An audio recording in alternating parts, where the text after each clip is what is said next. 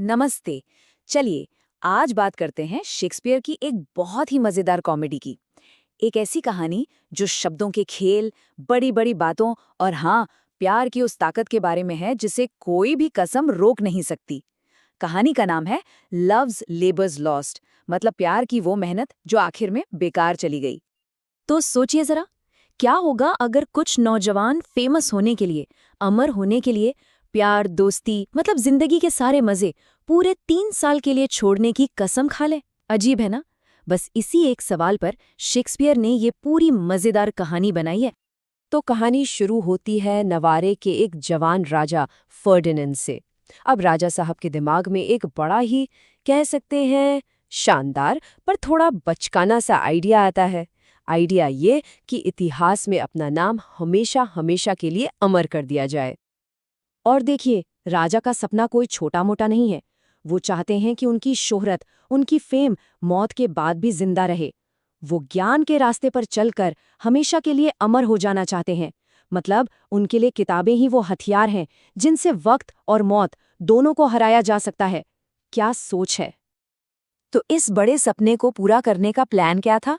Plan ये था कि अपने शाही दरबार को पूरे 3 साल के लिए एक छोटी अकेडमी में बदल दिया जाए। सोचिए, एक ऐसी जगह जहां बस पढ़ाई होगी। कोई शोर नहीं, कोई डिस्ट्रैक्शन नहीं और सबसे जरूरी, कोई औरत नहीं।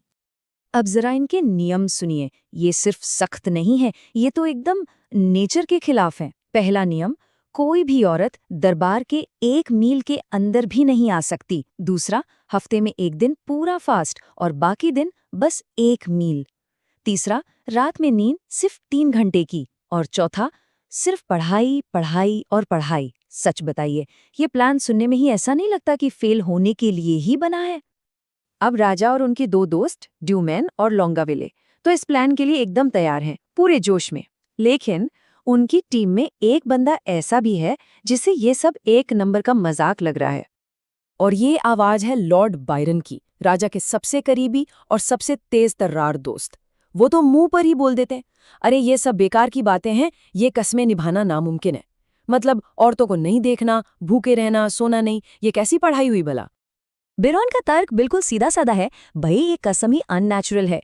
उनका सवाल भी वाजिब है कि उन चीजों के बारे में पढ़ने का क्या फायदा जिन्हें असल जिंदगी में देखने समझने की ही इजाजत ना हो। लेकिन राजा साहब, वो तो अपनी जिद पर अड़े थे। उनका मानना था कि यही सब चीजें तो ज्ञान के रास्ते में रुकावट डालती हैं।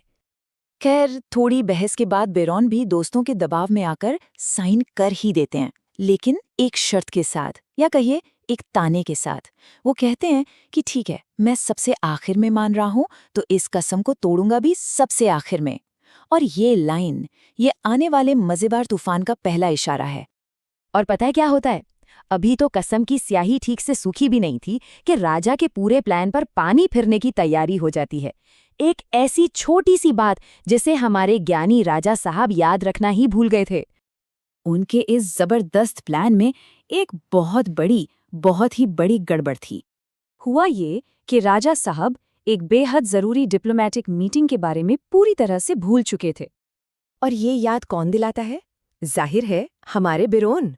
वो राजा को बताते हैं कि अरे, फ्रांस के राजा की बेटी यानी फ्रांस की राजकुमारी अपनी सहेलियों के साथ आपसे मिलने के लिए रास्ते में है। और बस इसी एक खबर के साथ उनकी वो छोटी एकेडमी की दीवारें डगमगाने लगती हैं। अब एक तरफ तो ये सब चल रहा है, वहीं दूसरी तरफ दरबार में ही एक और कहानी पक रही है। और ये कहानी बड़े मजेदार तरीके से दिखाती है कि जब दिल की बात आती है ना, तो राजा हो या कोई आम इंसान, सब एक बराबर होते हैं। तो देखिए, कसम क्या थी कि अगर कोई भी आदमी किसी औरत से बात करते हुए भी पकड़ा गया तो उसे सरेआम सजा मिलेगी। और असलियत क्या हुई? कॉस्टार्ड नाम का एक बेचारा देहाती जैक्वेटा नाम की एक लड़की के साथ फौरन पकड़ लिया जाता है। मतलब कानून बना और बनते ही टूट गया। और कॉस्टार्ड की ये गिरफ्तारी की खबर राजा तक कौन पहुंचाता है? डॉन अरमाडो नाम का एक बड़ा ही घमंडी स्पेनिश दरबारी। वो राजा को एक चिट्ठी लिखता है, और वो चिट्ठी इतने ज्यादा मुश्किल और बनावटी शब्दों से भरी है कि वो खुद ही एक कॉमेडी बन जाती है। शेक्सपियर यहाँ भाषा के साथ कमाल का खेल खेलते हैं।